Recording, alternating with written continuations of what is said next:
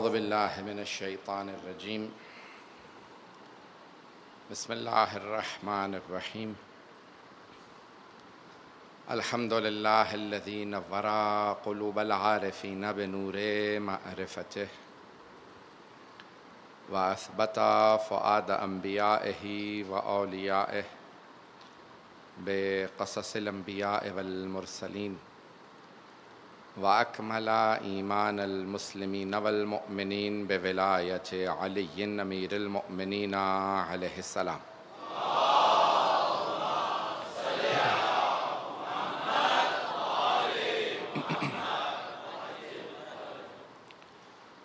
والصلاة والسلام والتحية والإكرام على أفضل الموجودات العبد المؤيد والرسول المسدد المصطفى الأمجد المحمود الأحمد أعني أبا القاسم محمد.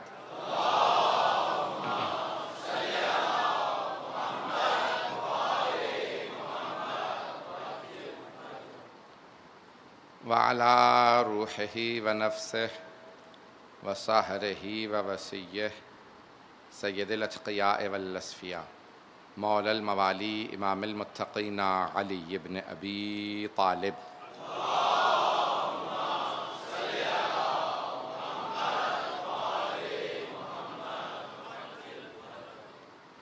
وعلى أوصيائه لا سيما بقية الله في الأرضين روحي وأرواح العالمين لتراب مقدمه الفداء واللعنة الدائمة على أعدائهم أجمعين من الآن إلى قيام يوم الدين.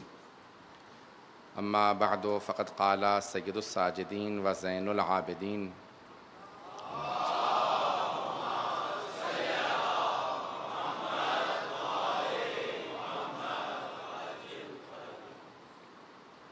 الحمد لله الذي من علينا بمحمد صلى الله عليه وآله وسلم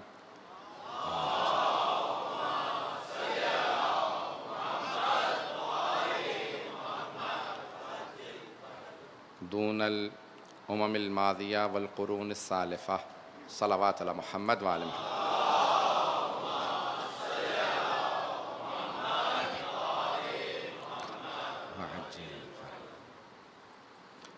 صحیفہ سجادیہ ہمارا عنوان ہے، سلسلے کی تیسری مجلس ہے. آپ کی خدمت میں اس کتاب کی اہمیت اور اس کتاب کے مطالب کو پیش کر رہا. اس سے پہلے کہ دوسری دعا سے متعلق اور اس کے مطالب کے عنوان سے متعلق کچھ بات پیش کروں، حدیث کی اہمیت پہ ایک اور بات کو پیش کروں گا. کل میں نے عرض کیا تھا کہ حدیث جب معصوم فرما رہے ہوتے ہیں، سب سے بڑا فرق عام لوگوں میں اور معصومین میں یہی ہے. بہت سے لوگ کہتے ہیں کہ معاذ اللہ پیغمبر ہم جیسے ہیں یا اہل بیت ہم جیسے ہیں. سب سے بڑا فرق یہ ہے، ہم سارا دن بولتے رہیں وہ کچھ نہیں بنتا، لیکن پیغمبر اسلام جو کہہ دیں وہ حدیث ہے. معصومین جو کہہ دیں حدیث ہے، جو کام انجام دیں وہ سنت ہے. ان کا ہر کام ہر فعل حجت ہے.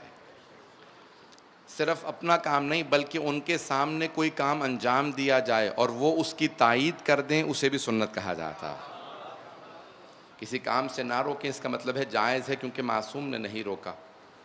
تو معصومین علیہ السلام کا درجہ مقام کچھ اور ہے. اب حدیث معصوم کا فرمان ہے. حدیث کی اہمیت سے متعلق چند باتیں پیش کروں گا جلدی کہ اب حدیث جب وہ فرما رہے ہوتے ہیں تو بہت سے افراد سنتے تھے، حفظ کرتے تھے اور پھر دوسروں تک منتقل کرتے. پھر بیچ میں پابندیاں آ گئیں حدیث بیان کرنے پہ. بیان کرنے والے بعض اوقات اگر ایک ہو تو اس کو کہتے ہیں حدیث احاد. ہمارے ہاں علم حدیث میں احاد واحد ہے جس کا راوی صرف ایک ہے، یا چین یا اس کا سلسلہ سند صرف ایک راوی ہے، وہ احادیث احاد ہے. زیادہ ہوں تو متضاعف بھی ہو سکتی ہیں، متضافر بھی ہو سکتی ہیں، یعنی 5 سے زیادہ اسناد ہوں. بعض کا 2-3 سند ہوتی ہیں، بعض کا 5 سے زیادہ. توجہ ہے اب تک؟ اور بعض اوقات اہل سنت کے ہاں 10 یا اس سے زیادہ کسی ایک حدیث کی اسناد ہوں، یعنی 10 راستوں سے وہ حدیث بیان کر رہے ہوں، یعنی ایک ہی حدیث کے الفاظ پیغمبر اسلام یا معصومین سے 10 مختلف راستوں سے، اسناد سے، سند سے، یا 10 راویوں سے وہ حدیث بیان ہو رہی ہو، اسے کہا جاتا ہے حدیث متواتر ہے، متواتر حدیث. یہ یاد رہیں گی اصطلاح. اب احاد اور متواتر ذہن میں رکھیے گا. متواتر جب کئی راوی بیان کرنے والے ہوں اور کئی مرتبہ بیان نہیں کر رہے، وہ خود لکھوا رہے ہیں، لکھو اسے دوسروں تک منتقل کرنا. صحیفہ سجادیہ کا کمال یہ ہے کہ امام نے وہ دعائیں مانگی ہیں، کئی لوگوں نے سنی، پھر امام نے اپنے دونوں بیٹوں کو لکھوائیں اور کہا آگے منتقل کر دینا. اب ایک نہیں، کئی معصومین سے، کئی راستوں سے اس کی اسناد موجود ہے. تو صحیفہ سجادیہ کی سند بہت قوی ہے، اس پہ شک، شبہے کی اور شک کی کوئی گنجائش نہیں ہے. تو یہ معصومین کا کلام ہے، معصوم کا کلام، اب اسے صحیفہ سجادیہ کہا جاتا ہے. اللہ نے ہمیں عطا کیا معصوم کے ذریعے. یہ دعائیں ہیں. دیکھیں، اس سے پہلے کہ میں آج کی اس دعا کو پیش کروں، ایک حکمت پیش کر رہا ہوں.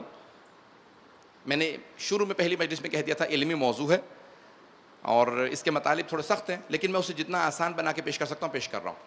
وہ کہتے ہیں دیکھیں، اللہ کی بارگاہ میں دعا کرنا جسارت کے برابر ہے. مانگنا گستاخی اور جسارت کے برابر ہے.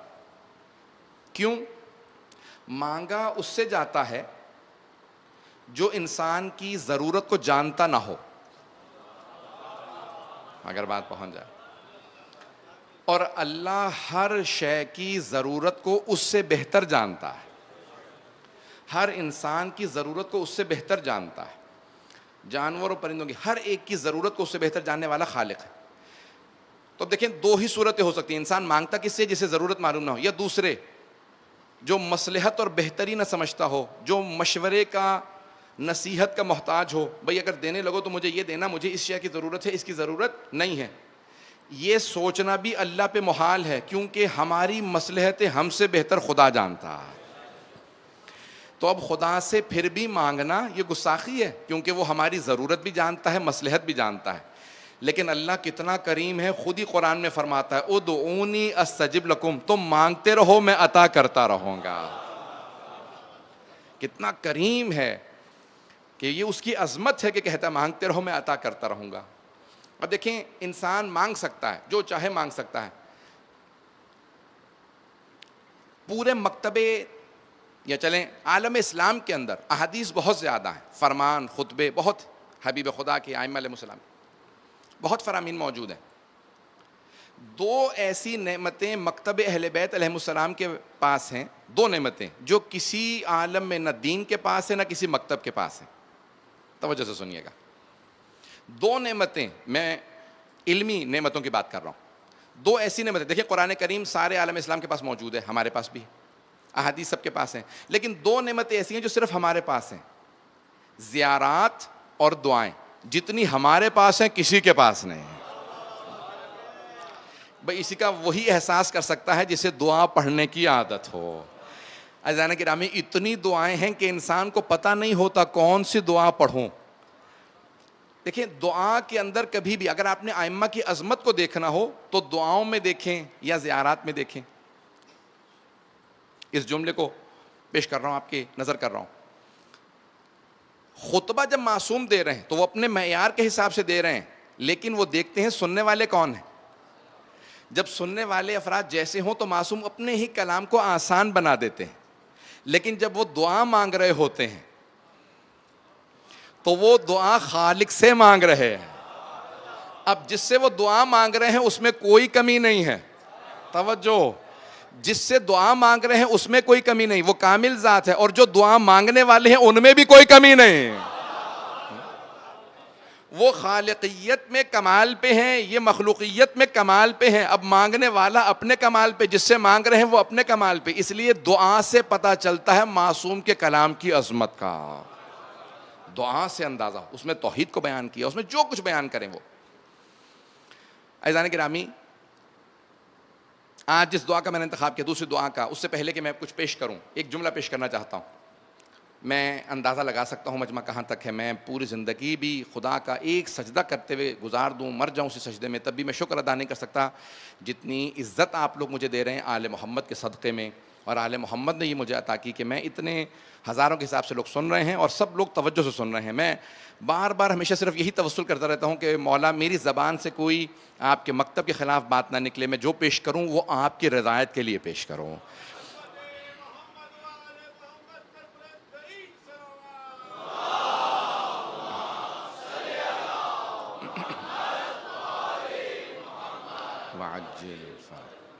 اس مطلب کو خاص طور سے اپنے نوجوانوں کے لیے, اور میں سب نوجوانوں کو تاکید کروں گا کہ تعلیم ضرور حاصل کریں, علم ضرور حاصل کریں. علم حاصل کرنا بہت ضروری ہے. مکتب اہل بیت کے ماننے والوں کے لیے تحصیل علم ضروری ہے. کبھی یہ نہ سوچیں میری عمر گزر گئی, نہیں, کبھی ایسا نہیں. ایک بہت بڑے دانشور نے جو مسلمان بھی نہیں ہے وہ کہتا ہے جب میں نے صحیفہ سجادیہ پڑھی تو پڑھنے کے بعد اس نتیجے پہ پہنچا کہ اگر آج کسی قابل ترین پروفیسر سے کہا جائے تمہارے پاس 5 سال ہیں, تمہیں پی ایچ ڈی دی جائے گی, اسکالرشپ دیا جائے گا, وظیفہ لگایا جائے گا, پیسے دیے جائیں گے, سکون سے بیٹھ کے ایک ایسی دعا لکھ دو, ایک ایسی دعا لکھ دو جیسی امام سجاد نے مانگی ہے.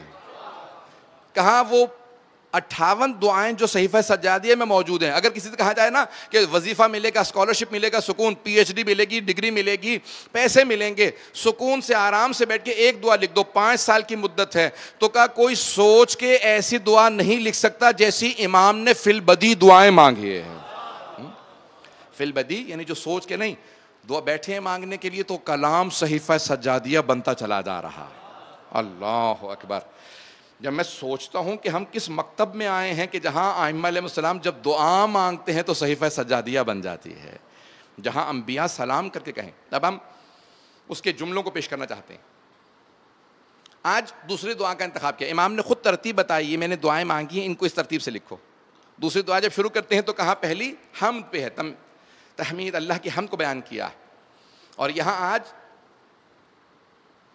ہمیشہ جب یہ دعا شروع کریں گے اکثر ائمہ الحمدللہ سے شروع کرتے ہیں. اللہ نے اپنے کلام کو الحمد سے شروع کیا. تمام تعریفیں اللہ کے لیے, تمام تعریفیں اس ذات کے لیے جس نے, میں تو یہ کہتا ہوں تمام تعریفیں اس اللہ کے لیے جس نے محمد و آل محمد کو بنایا. جس کی مخلوق ایسی ہو وہ خالق کیسا ہوگا. تو عزیزان گرامی کے اب یہاں امام شروع کرتے ہیں. اب یہاں نعت بجا لا رہے ہیں, کہتے ہیں الحمدللہ الذی من علینا بمحمد صلی اللہ علیہ وآلہ وسلم.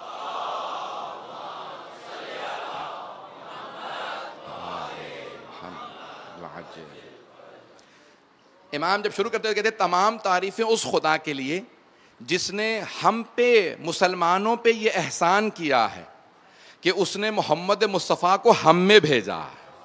میں جملہ اگر پہنچا پاؤں, اگر اس جملے کی عظمت کا آپ کو اندازہ ہو جائے کہ امام کیا فرما رہے ہیں. دون الامم الماضیہ, امم جمع ہے امت کی. امام کہتے ہیں پچھلی امتوں کے بجائے اللہ نے اس امت کو محمد مصطفیٰ عطا کیے.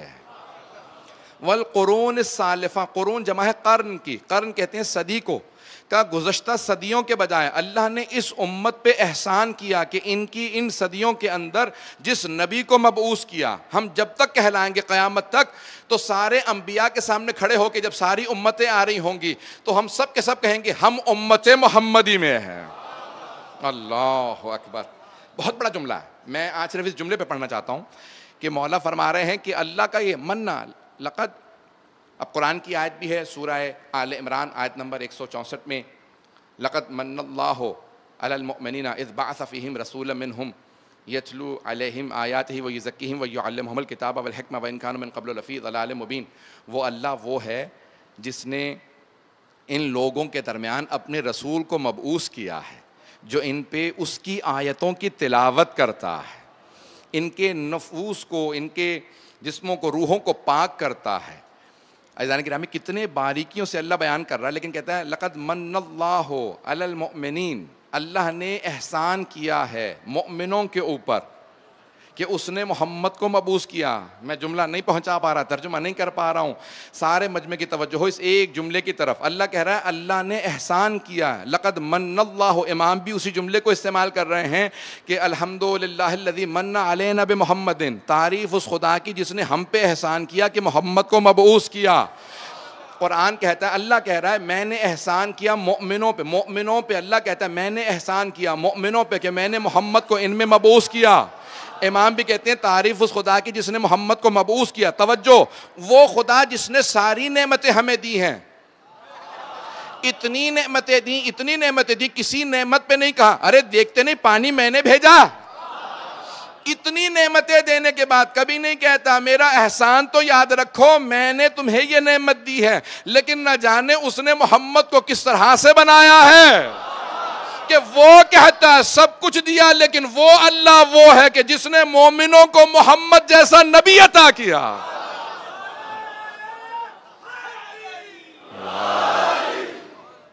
کتنی عظمت ہے اللہ سبحانہ و تعالیٰ کی.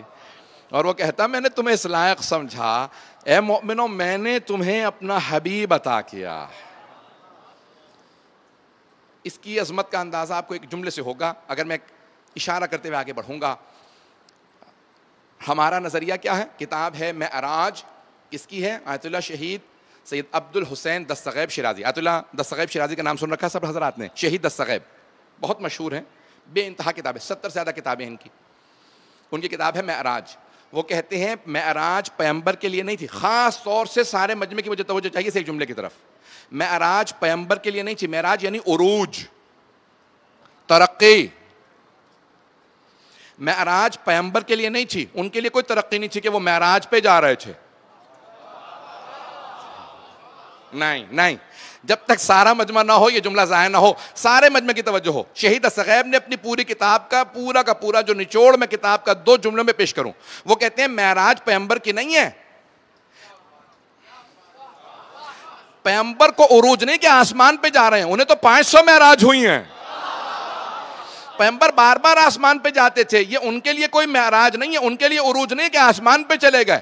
کہا جب پیغمبر اسلام زمین پہ بھیج دیے تو وہاں سارے فرشتے جو آسمان پہ نور محمد کی زیارت کرتے تھے, ان سب نے کہا پروردگارا جب سے تو نے یہ لباس انسانیت بنا کے پہنا کے بھیجا ہے ہم نے محمد کی زیارت نہیں کی, رسول خدا کو آسمان پہ بلا لے کہ ہم ان کی زیارت کر لیں. کہ معراج تو فرشتوں کی تھی, وہ حبیب خدا کو دیکھ رہے تھے. وہ ان تمام فرشتوں کی معراج تھی کہ وہ حبیب خدا کی زیارت کے منتظر تھے کہ ہمیں عروج نصیب ہو رہا ہے. تو اب یہ معراج حقیقتاً کیا ہے کہ حبیب خدا جا رہا ہے. مجھے تفصیل میں نہیں جانا. تو عزیزان گرامی, کون ہے حبیب خدا؟ کہ اللہ کہہ رہا ہے مومنوں سے کہ میں نے تم پہ احسان کیا ہے کہ میں نے انہیں تمہارے درمیان میں بھیجا ہے, مبعوث کیا ہے. اور قرآن کہتا ہے جناب امیر کا اس آیت پہ, اگلی آیت جو میں پیش کرنے والا ہوں اس آیت پہ خطبہ ہے نہج البلاغہ میں, وما کانا ربک یعذبہم, اور آپ کا رب ان پہ کبھی عذاب نہیں کرے گا, وانت فیہم, اور آپ ان میں موجود ہیں, وہم یستغفرون, اور یہ استغفار کر رہے ہیں. مولا اس پہ خطبہ دے کے کہتے ہیں کہ وہ اللہ کتنا باعظمت ہے. وہ کہتے ہیں میرے حبیب یہ آپ کی امت ہے اس لیے میں ان پہ عذاب نہیں کر رہا. توجہ ہو, اے میرے حبیب آپ ان میں موجود ہیں, میں ان پہ عذاب نہیں کر رہا. آپ نے پڑھا قرآن کو خاص طور سے پڑھا کیجئے, چاہے ایک آیت پڑھیں ضرور, قرآن کی تلاوت کی عادت بنائیں.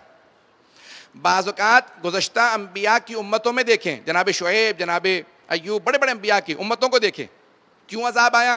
کہا رہے یہ ترازو میں تولنے میں خیانت کرتے تھے, عذاب آ گیا.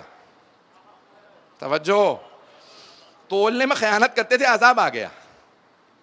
کہا شکار کرتے ہیں مچھلیوں کا, مچھلیوں نے شکایت کی ہے, کبھی مراعات نہیں کرتے, اپنی لالچ دیکھتے ہیں, کبھی جانوروں کی پرواہ نہیں کرتے, عذاب آ گیا. جناب شعیب سے متعلق دیکھیے, بڑے بڑے انبیاء سے متعلق, جناب صالح سے متعلق اونٹنی کا کوہان کاٹ دیا, عذاب آ گیا. کن کن چیزوں پہ امتوں پہ عذاب آئے ہیں. آج وہ تمام گناہ اگر آپ قرآن میں پڑھیں گے تو امت محمدی کے اندر وہ گناہ ہو رہے ہیں, لیکن آپ نے کبھی غور کیا کہ عذاب نہیں آ رہا؟ اس لیے نہیں کہ ہم اتنے اچھے ہیں, کیونکہ امت محمدی ہیں. کم از کم احسان مند تو ہوں کہ پروردگارہ تیرا کرم ہے، تو نے امت محمدی میں پیدا کیا، ہمیں رسول خدا کی امت بنایا۔ میں سب سے متعلق پیش کروں گا، لیکن آج امام کے جملے کی تشریح کرنا چاہتا ہوں۔ الحمدللہ الذی من علینا بمحمد، تعریف اس خدا کی جس نے ہمارے درمیان رسول خدا محمد مصطفیٰ کو بھیجا ہے۔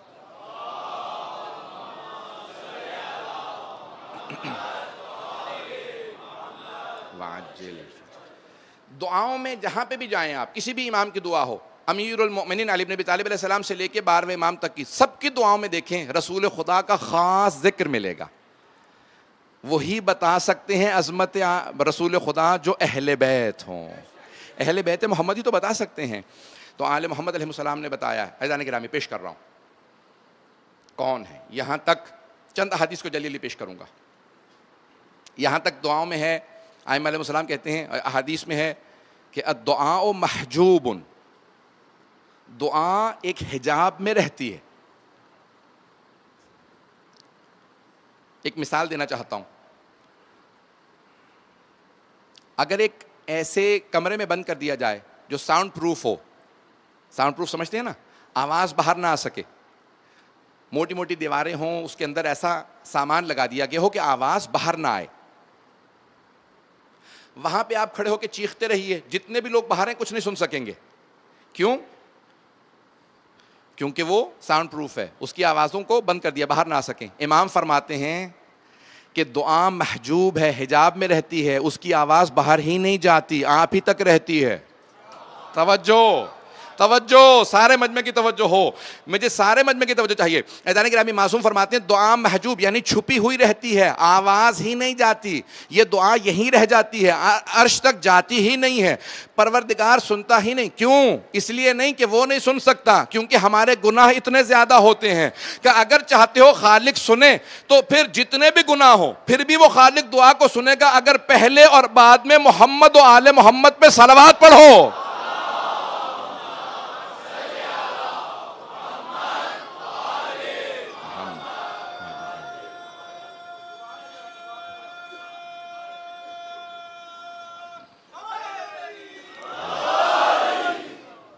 دعا تب تک حجاب میں ہے حتی یصلی، جب تک کہ صلوات نہ بھیج دی جائے محمد و آل محمد پہ۔ تو عزیزان گرامی یہ سارے حجابات خود بخود کھلنے لگتے ہیں جب ان کو یاد کرنے کے بعد انسان دعا مانگتا ہے۔ تو اب ائمہ علیہ السلام نے دعاؤں کو شروع کیا حبیب خدا کے نام سے، ہمیشہ ان پہ درود بھیجا۔ آئیں ذرا ایک اور چند احادیث حبیب خدا سے متعلق پیش کرنا چاہتا ہوں کہ ان سے متعلق کیوں۔ اب ایک سیرہ حلبیہ سے پیش کر رہا ہوں، شیعہ سنی کتابوں میں موجود ہے، جلد نمبر 1 کے اندر ہے۔ جب میں پیش کرتا ہوں یہ تو میرے اپنے رونگٹے کھڑے ہو جاتے ہیں، جب اس کو پڑھتا ہوں، جب دہراتا ہوں کیفیت بدل جاتی ہے۔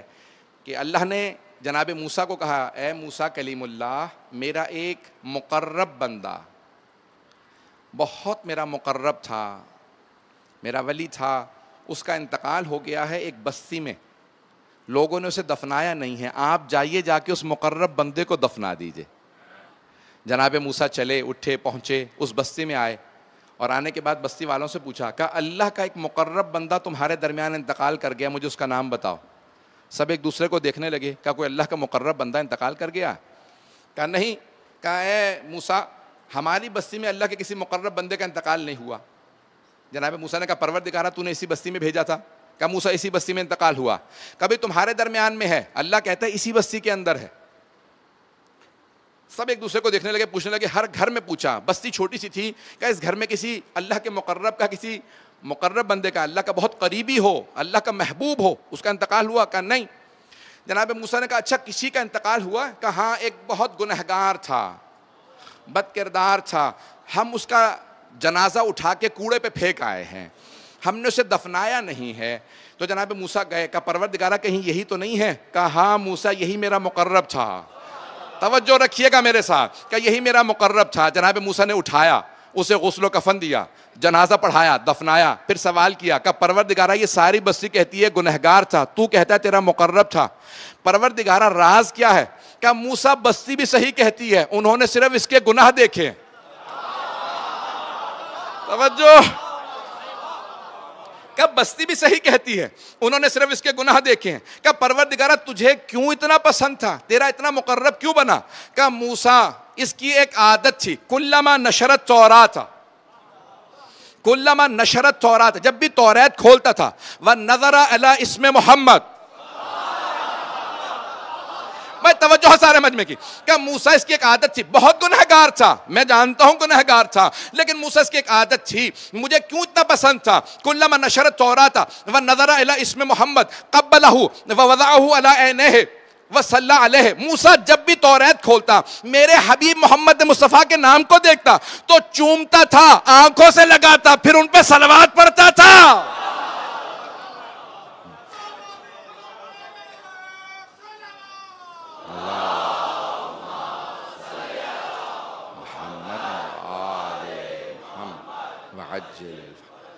کہ جب بھی توریت کھولتا میرے حبیب کے نام کو دیکھتا، بہت چوم کے آنکھوں سے لگاتا، وَوَضَعَهُ عَلَىٰ عَيْنَيْهِ، اپنی آنکھوں سے لگاتا، وَصَلَّى عَلَيْهِ، ان پر ان کی آیت پہ درود پڑھا کرتا تھا.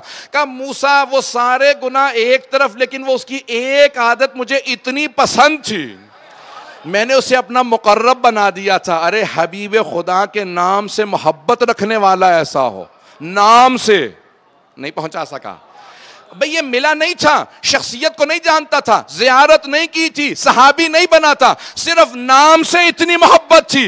جسے نام سے اتنی محبت ہو، گنہگار بھی ہو تو مقرب ہے، اور جسے آل سے محبت ہو،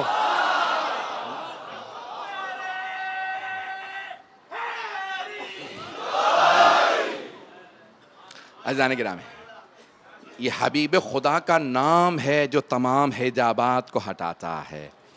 کبھی بھی کوئی گناہ نہ کرے رسول خدا کا نام لے کے. رسول خدا کا نام برکتوں کا، نعمتوں کا سبب بنتا ہے.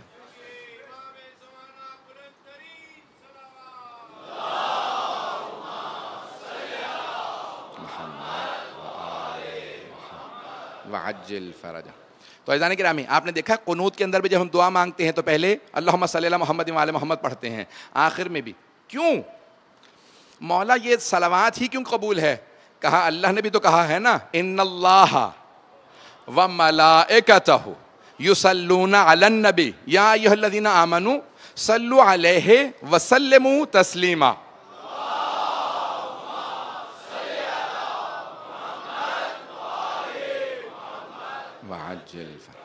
کیونکہ اللہ کہتا ہے وہ اور اس کے ملائکہ بھی رسول خدا پہ درود و سلام بھیجتے ہیں. اے ایمان والو تم بھی درود و سلام بھیجو. تو اس لیے یہ وہ عبادت ہے جو کسی حالت میں رد نہیں ہے. اگر ابتدا رد نہ ہو، انتہا رد نہ ہو، تو پھر جو درمیان میں شے ہوگی وہ بھی رد نہیں ہوگی. تو اس لیے دعا کو ہمیشہ جب بھی رکھو درمیان میں رکھو درود و صلوات کے.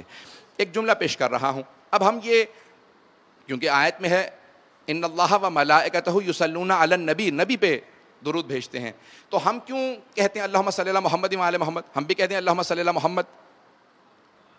توجہ ہے بھائی، آیت نے کہا ہے یصلون علی النبی، نبی پہ درود بھیجتے ہیں، نبی پہ سلام بھیجتے ہیں. تو پھر ہم کیوں آل کو لازماً شامل کرنا سمجھتے ہیں، لازم سمجھتے ہیں؟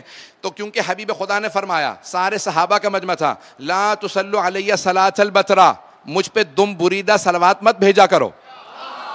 قیل یا رسول اللہ ما صلاۃ البترا، صحابہ کرام رضوان اللہ تعالی علیہم اجمعین نے کہا کہ یا رسول اللہ یہ دم کٹی صلوات کیا ہوتی ہے، دم بریدہ صلوات کیا؟ کہ جب تم مجھ پہ صلوات بھیجتے ہو میری آل کو شامل نہیں کرتے تو یہ دم بریدہ صلوات ہے. جب بھی مجھ پہ درود بھیجو، صلوات بھیجو تو میری آل کو ضرور شامل کرو، کیونکہ میرے دشمن مجھے ابتر کہا کرتے تھے، اللہ نے مجھے کوثر عطا کیا.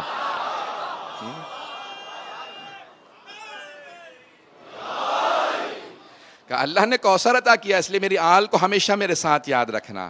تو عزیزان گرامی، اس لیے تمام مسلمان، شیعہ سنی تمام مسلمان جب بھی نماز پڑھتے ہیں تو تشہد میں اللہم صلی علی محمد وعلی محمد ضرور کہتے ہیں.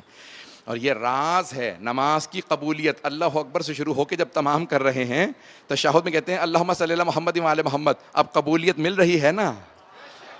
قبولیت ملتی ہے جب انسان محمد وعلی محمد پہ درود بھیجتا ہے، پھر سلام کرتا ہے، السلام علیکہ ایھا النبی ورحمۃ اللہ وبرکاتہ، السلام علینا وعلی عباد اللہ الصالحین. یہ عباد کبھی سمجھ میں آیا آپ کو؟ عباد جمع ہے عبد کی. آپ نے ابھی تشہد میں پڑھا وَأَشْهَدُ أَنَّ مُحَمَّدًا عَبْدُهُ وَرَسُولُهُ، عبد کی جمع ہے عباد، تو کوئی رسول خدا جیسے ہیں نا. کہ جن پہ آپ سلام بھیج رہے ہیں، پہلے نبی پہ بھیجا سلام، پھر عباد پہ بھیجا، وہی عباد ہیں جو پیغمبر کے ساتھ ساتھ ہے۔ اب کون ساتھ ساتھ ہیں؟ ایک جملے سے واضح ہو جائے گا، پھر میں اس دعا کی اور مزید تشریح کروں گا۔ سننا پسند فرمائیں گے یہ جملہ؟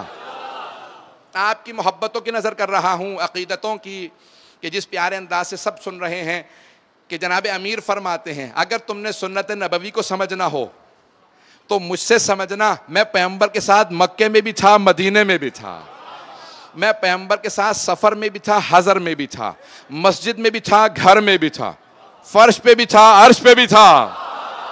میں پیغمبر کے ساتھ ایسے رہا کرتا تھا جیسے اونٹنی کا بچہ ماں کے ساتھ رہا کرتا۔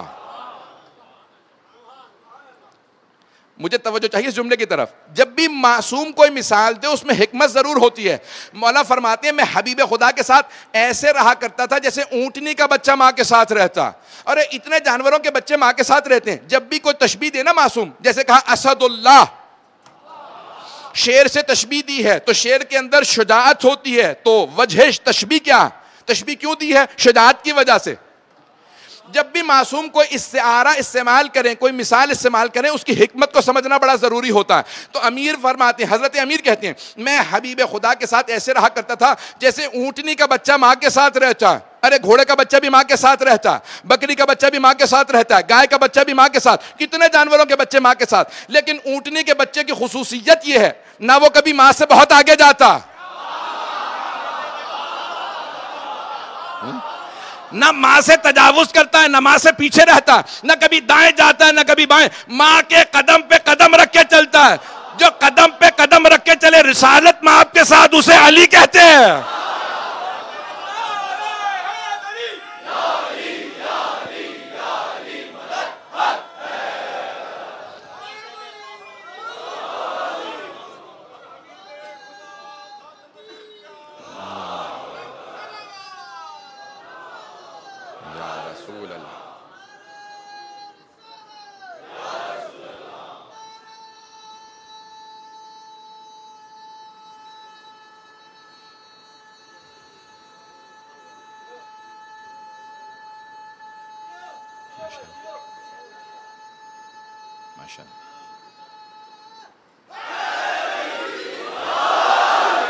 ماشاءاللہ۔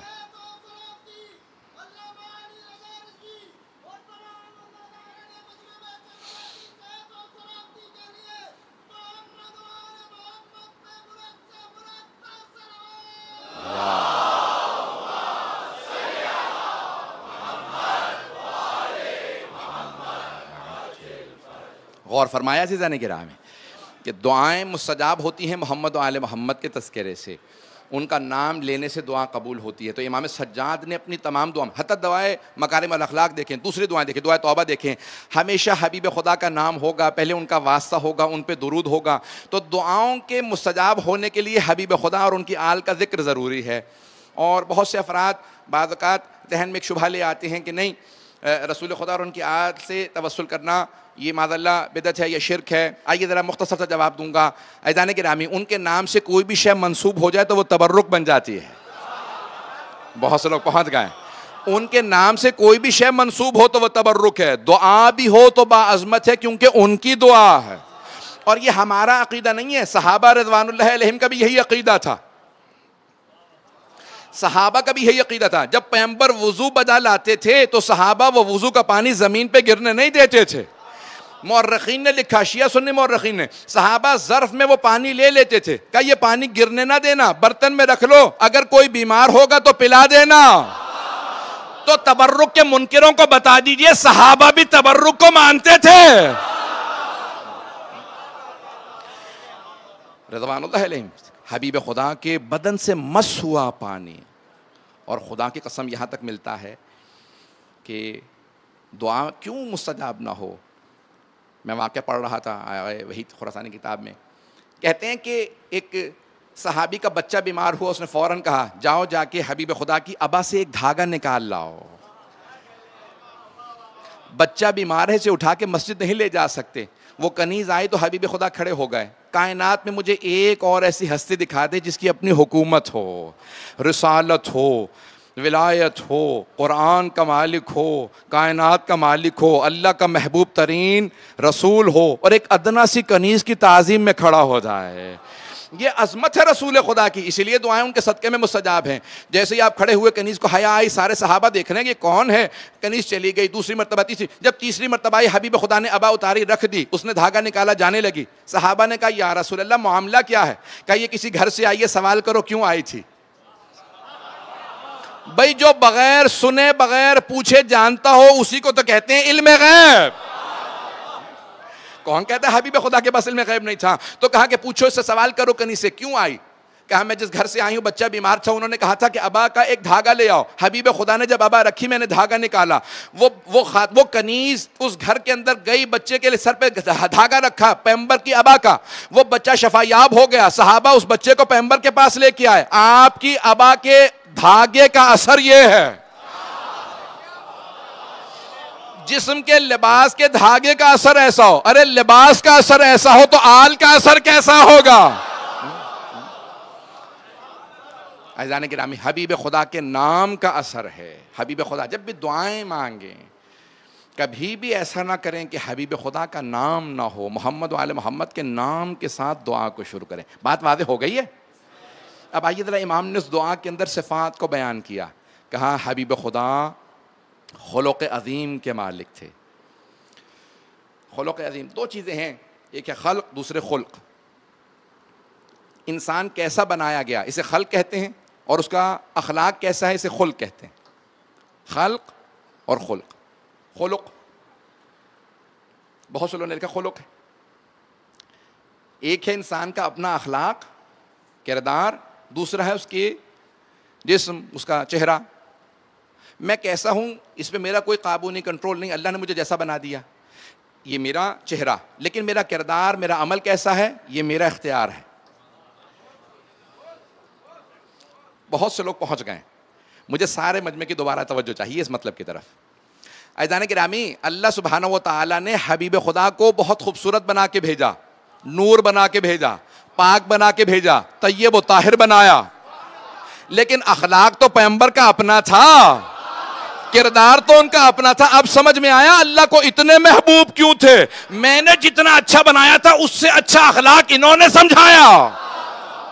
اب یہاں روک کے ایک اور جملہ پیش کر رہا ہوں. عزیزان گرامی، اب امام حسین کے جملے کی عظمت کو سمجھیں جو جناب علی اکبر علیہ السلام سے متعلق کہا.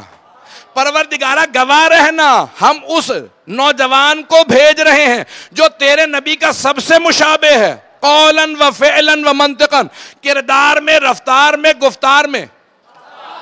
بھئی یہ جناب علی اکبر علیہ السلام کا کمال نہیں تھا کہ ان کا چہرہ پیغمبر جیسا تھا، یہ تو اللہ کا کمال تھا کہ اس نے علی اکبر کو پیغمبر جیسا بنایا. لیکن یہ جناب علی اکبر کا کمال تھا کہ ان کا کردار پیغمبر جیسا تھا. اور فرمائیں.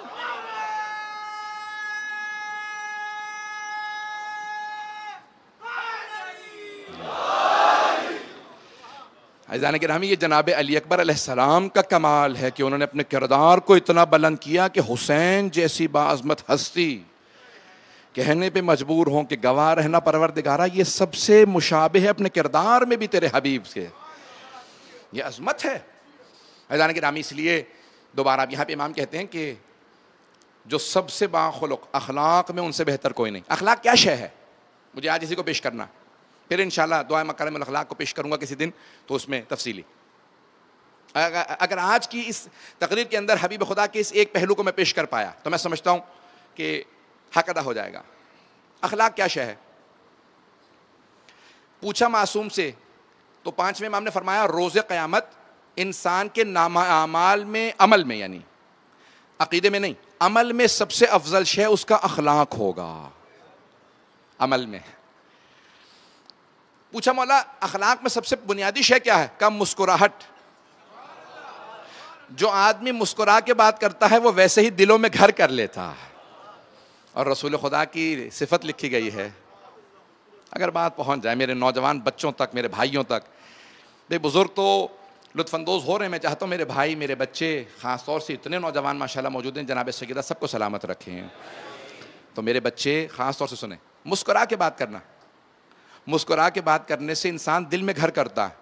کانا رسول اللہ دائما یتبسم، حبیب خدا ہمیشہ تبسم فرماتے تھے، ہمیشہ مسکراتے رہتے. جناب امیر سے متعلق ان کے دشمنوں نے سب سے بڑی تنقید یہی لکھی ہے کہ یا علی گھمسان کا رن پڑا ہوا ہے، سارے بھاگ رہے ہیں، آپ پھر بھی مسکرا رہے ہیں. پتہ نہیں توجہ ہے یا نہیں. جناب امیر ہمیشہ مسکراتے رہتے تھے، ائمہ اہل بیت ہمیشہ مسکراتے تھے. ایک بہت بڑے علم نفسیات کے ماہر نے، سائیکالوجسٹ نے تحقیق لکھی ہے، وہ کہتا ہے کہ اگر آپ ٹیلی فون پہ بھی بات کر رہے ہوں، اگر آنکھیں چڑھا کے بات کریں تو اگلے پہ اور اثر ہوگا، اور ٹیلی فون پہ بھی مسکرا کے بات کریں تو سننے والے پہ اثر کچھ اور ہوگا. پتہ نہیں بات پہنچی نہیں پہنچی. اس مسکراہٹ کا بڑا اثر ہوتا ہے. تلخ سے تلخ بات کہیں مسکرا کے تو اس کا اثر کچھ اور ہے. عزیزان گرامی، اخلاق. حبیب خدا کسی کافر سے بھی پیش آتے ہیں تو اخلاق سے. یہاں تک کہ قرآن کی آیت ہے، اسی سورہ آل عمران کے اندر ہے، لو کنت فظا غلیظ القلب لانفضوا من حولک. میرے حبیب اگر آپ کرخت مزاج ہوتے، تلخ مزاج ہوتے، غصے والے اور برے مزاج کے ہوتے تو سب کے سب آپ کو چھوڑ کے چلے جاتے. یہ آپ کا اچھا اخلاق ہے کہ آپ نے سب کو اپنی طرف جذب کر لیا. یہ آپ کی کشش اخلاق. پیغمبر اسلام جب گزرتے تھے تو مورخین نے لکھا، حتیٰ اورینٹلسٹ، مستشرقین یعنی جو مشرقی دنیا پہ تحقیق کرتے ہیں، کافر یعنی مغربی دنیا میں رہنے والے، مسلمان نہیں ہیں، وہ تک لکھتے ہیں کہ محمد کا سب سے بڑا کمال یہ تھا صلی اللہ علیہ وسلم کا کہ جب چلتے تھے تو راہ چلتا ہوا رک کے واپس آتا تھا، پوچھتا تھا میں جانتا نہیں، یہ بتاؤ کون ہے؟ تو صحابہ کہتے تھے یہی رسول خدا ہیں. شخصیت اتنی پرکشش تھی، مسکراہٹ ٹھیک ہے، نور منور، حبیب خدا کا وجود زندہ معجزہ ہے، لیکن آپ کی ہستی، مسکراہٹ، آنکھیں دعوت دینے والی. پیغمبر اسلام اپنا چہرہ ایسا تھا کہ جو دیکھتا تھا وہ خود بخود گرویدہ ہوتا تھا. شخصیت. عزیزان گرامی، ہمارے نوجوان، ہمارے بچے جب کسی کو دعوت دیں اخلاق سے پیش آئیں. اہل بیت علیہ السلام کا سب سے بڑا کمال کیا ہے؟ ان کا اخلاق. اب آئیں ذرا چوتھے امام سے متعلق دو جملے پیش کر دوں. آپ نے سن رکھا ہوگا، شاید دسیوں مرتبہ، سینکڑوں مرتبہ اس روایت کو سنا ہو. حسین ابن نمیر کون ہے؟ قاتل حضرت علی اکبر علیہ السلام، حضرت علی اکبر کا قاتل، جس نے برچھی ماری تھی. نام ہے اس کا حسین ابن، ملعون ترین افراد میں سے کربلا کے حسین ابن نمیر. ایک مرتبہ کہیں سفر میں امام سجاد علیہ السلام کے پاس آ گیا، جانتا نہیں تھا امام سجاد کا قافلہ ہے. روکا، کہا مجھے پیاس لگی ہے، شدت سے پیاس لگی، پانی پلا دیجئے. امام نے عماری کا پردہ کھول دیا، پانی دیا. اس نے چہرہ دیکھا، پہچان گیا فوراً کہ یہ سید الساجدین ہے. اس نے جلدی سے پانی پیا اور دوڑنے لگا. جب دور چلا گیا نا کہ اب میں بہت دور ہوں، یہ مجھے، ائمہ علیہ السلام پیچھا نہیں کرتے تھے، کسی کا پیچھا نہیں کرتے تھے، تعاقب میں نہیں جاتے تھے. جو آ جاتا تھا اگر قاتل تو وہ دور دوڑا، بھاگ کے جب دور چلا گیا نا تو اس نے آواز ہی کہا، اے سید سجاد آپ مجھے پہچانے نہیں، میں آپ کہہ رہا ہوں. اس نے جس طرح سے بھی کہا، اس نے کہا آپ مجھے پہچانے نہیں. امام نے کہا نہیں، میں تجھے پہچان گیا تھا، تو میرے بھائی کا قاتل ہے. کہا آپ پہچان گئے تھے؟ امام نے کہا. کہا پھر بھی آپ نے مجھے پانی پلا دیا؟ ہم نے تو آپ کا پانی بند کر دیا تھا. مولا نے کہا وہ تیرا کردار تھا، یہ میرا کردار. امام کی عظمت کیسی ہے. جب وہ قاتل بھی سائل بن کے، پیاسا بن کے آئے تو امام کہتے ہیں نہیں، اس وقت قتل نہیں کروں گا، تو اس وقت میرے ہاتھوں نہیں مارا جائے گا. ہاں تو واجب القتل ہے، لیکن اس وقت تجھے یاد آئے کہ پیاس کیسی ہوتی ہے. عزیزان گرامی، تاریخ نے بیان کیا ہے کہ امام سجاد نے جب دعائیں مانگی تو حتیٰ دشمن بھی سن کے روتے تھے امام کی دعائیں، دشمن بھی. اور جانتے کیا کہتے تھے؟ سید سجاد کی دعا میں بڑا اثر ہے، آواز میں بڑا اثر ہے. پوری دنیا میں رسم ہے، پہلی محرم کو مدینے سے روانگی کے مصائب پڑھے جاتے ہیں. تفصیل سے نہیں پڑھوں گا، مختصر جتنا ہو سکے پیش کروں گا آپ کی خدمت میں. امام سجاد علیہ السلام بھی اس قافلے میں ہیں، لیکن سارے مورخین نے لکھا ہے پانی بھرنے کی ذمہ داری حضرت عباس علیہ السلام کی تھی، اور جناب عباس نے بے انتہا مشکیزے پانی کے، ایک اونٹ نہیں، اونٹنیوں پہ کتنی ہی اونٹنیوں کو پانی سے لادا. ارے اتنا پانی؟ ہاں، کہیں پانی کی قلت نہیں ہونی چاہیے، پانی کہیں ختم نہ ہو جائے، کیونکہ ہمارے ساتھ مستورات بھی ہیں، بچے بھی ہیں. حضرت عباس کی عظمت کو دیکھیں، ہمارے ساتھ خواتین بھی ہیں، بچے بھی ہیں. ایک بات اور کہوں گا، محرم ہے، ایک کام ضرور کیجئے گا اس محرم میں. اگر آپ کہیں پہ بھی کالج میں، اسکول میں، یونیورسٹی میں، کہیں پہ آپ نوکری کرتے ہوں، ہر آدمی کو کہیں اگر پیاسے ہوں تو مجھ سے کہیں، میں آپ کو پانی پلاؤں گا. اور نیت کر لیں امام حسین کی محبت میں پانی پلا رہا ہوں.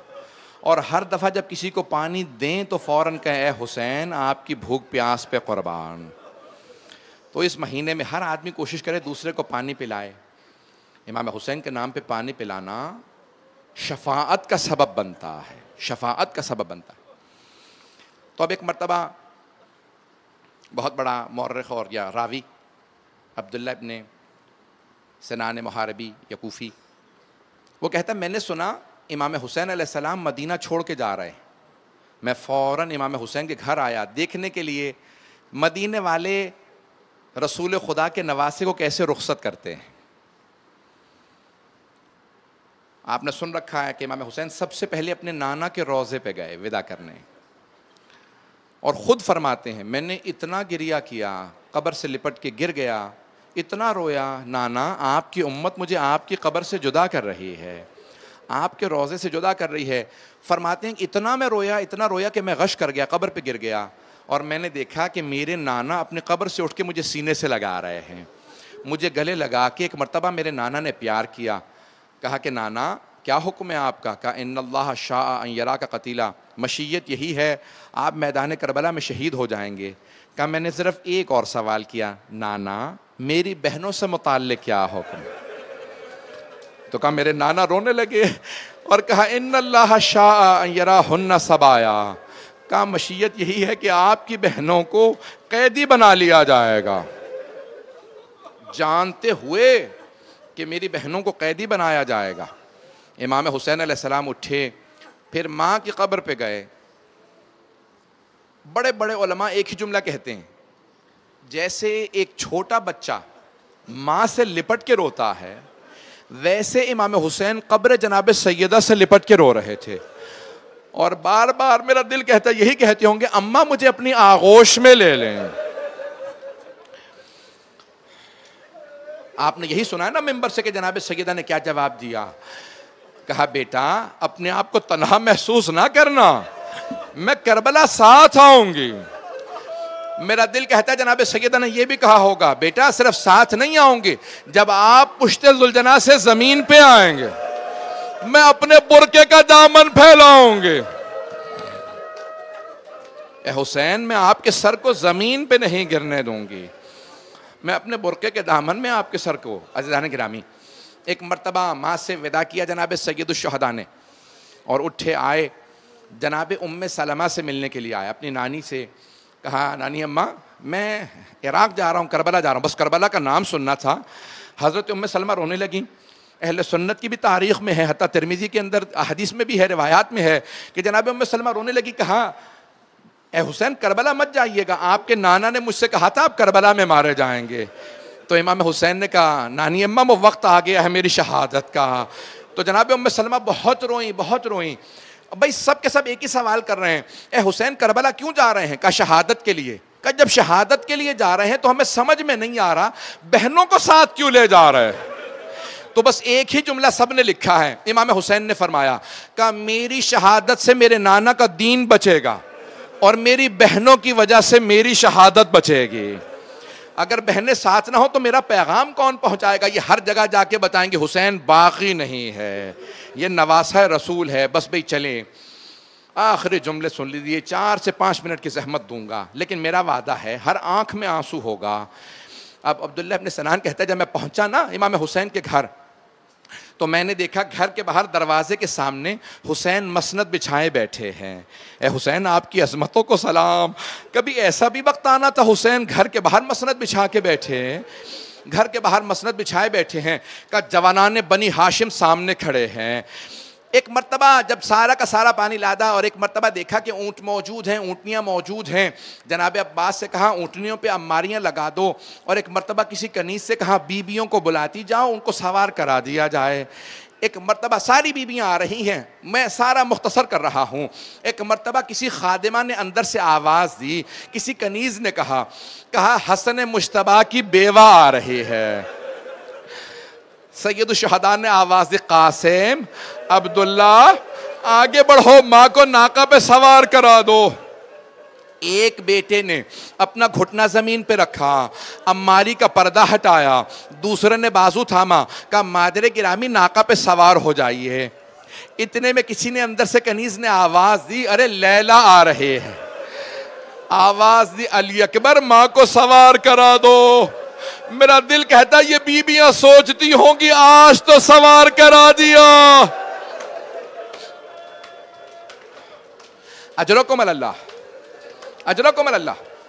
بس بھئی راوی کہتا ہے اتنے میں اندر سے آواز آئی، علی کی بیٹی ام کلثوم تشریف لا رہی ہیں۔ راوی کہتا ہے میں نے دیکھا حسین نے آواز دی، عباس آگے بڑھو، علی اکبر آگے بڑھو، قاسم، عبداللہ، اون محمد سوار کراؤ۔ ایک نے اماری کا پردہ ہٹایا، کسی نے گھٹنا زمین پہ رکھا، ایک نے بازو تھاما، جناب ام کلثوم کو سوار کرا دیا۔ بس بھئی راوی کہتا ہے کہ ایک مرتبہ اندر سے آواز آئی، علی کی بیٹی زینب کبریٰ، ارے زینب کبریٰ تشریف لا رہی ہیں۔ اجرکم اللہ، اجر۔ ایک سوال کروں، میں بھی اگلے مصائب نہیں پڑھوں گا، میں مصائب نہیں پڑھ رہا، ایک سوال میری طرف دیکھیے گا، ایک سوال کروں، جب آپ روتے ہیں آپ کو کوئی تازیانے تو نہیں مارتا؟ آپ کو کوئی تماچے تو نہیں مارتا؟ اجرکم اللہ، آپ کے رونے پہ کوئی پابندی تو نہیں ہے؟ راوی کہتا آواز آئی، علی کی بیٹی زینب کبریٰ آ رہی ہیں۔ راوی کہتا میرا تعجب بڑھ گیا جب میں نے خود دیکھا حسین اپنی مسند سے کھڑے ہو گئے، کہا عباس اماری کا پردہ ہٹاؤ، علی اکبر اپنا گھٹنا زمین پہ رکھو۔ حسین نے بازو تھاما، جناب زینب نے کہا بھیا آج میں عباس سے سوار نہیں ہوں گی، آج علی اکبر سے سوار نہیں ہوں گی، آج اون محمد سے سوار نہیں، بھیا مجھے معاف کر دو، آج میں آپ سے بھی سوار نہیں ہوں گی۔ پھر کس سے سوار ہوں گی جناب زینب؟ کہا بھیا اسے بلائیں جو 11 محرم کو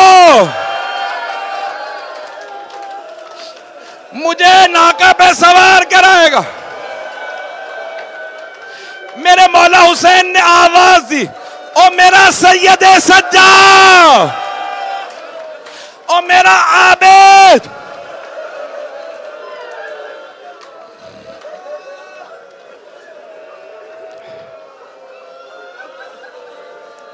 اجرکم اللہ۔ میں تمام کر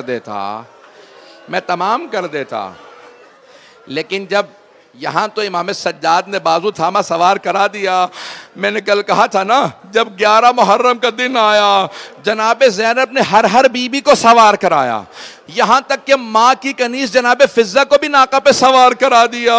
لیکن جب دیکھا نا مولا سجاد کے گلے میں توق ہے، اب بیوی سے رہا نہ گیا، مولا سجاد سے کچھ نہیں کہا، فرات کا رخ کیا، کہا میرے عباس آؤ آ کے بہن کو دیکھو۔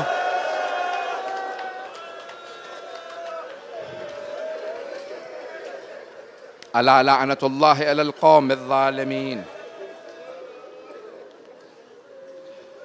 وسیعلم الذین ظلموا ای منقلب ینقلبون۔ 2 منٹ بیٹھیں گے، میں دعا کروا دوں۔ جب آنکھ میں آنسو ہو دعا رد نہیں ہوتی۔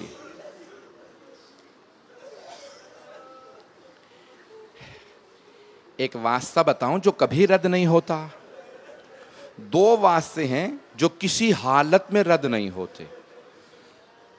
کسی معصوم کا واسطہ رد نہیں ہے، لیکن ائمہ علیہ السلام بعض اوقات کسی کا حق مارنے کی وجہ سے نہیں سنتے. لیکن دو ایسے واسطے ہیں کہ اگر دشمن اہل بیت بھی یہ دو واسطے دے تو رد نہیں ہوتی دعا. دو واسطے جانتے ہیں کون سے دو واسطے ہیں؟ معصوم فرماتے ہیں ایک واسطہ جناب فاطمہ سلام اللہ علیہ، کوئی بھی واسطہ دے، پروردگارہ جناب فاطمہ کا واسطہ. کون سا واسطہ؟ پروردگارہ اس ہاتھ کا واسطہ جو پہلو پہ تھا.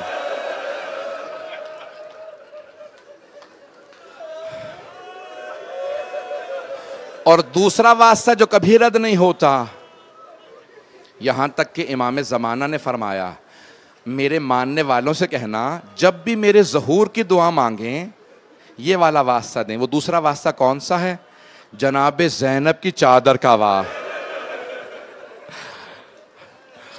آئیں ذرا مل کے کہیں پروردگارہ جناب زینب کی چادر کا واسطہ ہمیں امام زمانہ کا ظہور دیکھنا نصیب فرما. پروردگارہ جہاں جہاں مومنین بسیں سب کے جان مال عزت آبرو کی حفاظت فرما. بے اولادوں کو اولاد عنایت فرما. پریشان حالوں کی پریشانیاں دور فرما. حج و زیارات کی تمنا رکھنے والوں کو حج و زیارات نصیب فرما. پروردگارہ ہمارے مقامات مقدسہ کی حفاظت فرما. جو مؤمنین و مؤمنات یہاں موجود ہیں کسی کو رد نہ فرما. سب کی دعائیں مستجاب فرما. بس میں ایک آخری واسطہ دے رہا ہوں. پروردگارہ ہاتھ بلند کیجیے گا، جو حاجات طلب کیجیے گا. امام زمانہ کے ظہور کی پہلے دعا مانگیں گے، بعد میں اگر کوئی پریشان ہے، خصوصاً وہ والدین جو اپنے بچے بچیوں کی طرف سے پریشان ہیں، خصوصاً اگر بچیوں کے رشتوں کی طرف سے پریشان ہے، ایک واسطہ دے رہا ہوں. پروردگارہ واسطہ ان کانوں کا جن سے گوشواروں کو چھینا گیا تھا. پروردگارہ اس چھوٹی بی بی کی عظمتوں کا واسطہ، اس کرتے کا واسطہ جس پہ خون تھا. پروردگارہ کسی کی کسی دعا کو رد نہ فرما. ہم سب کی عاقبت بخیر فرما. ربنا تقبل منا انك انت السميع العليم بحق محمد وآله الطيبين الطاهرين المعصومين.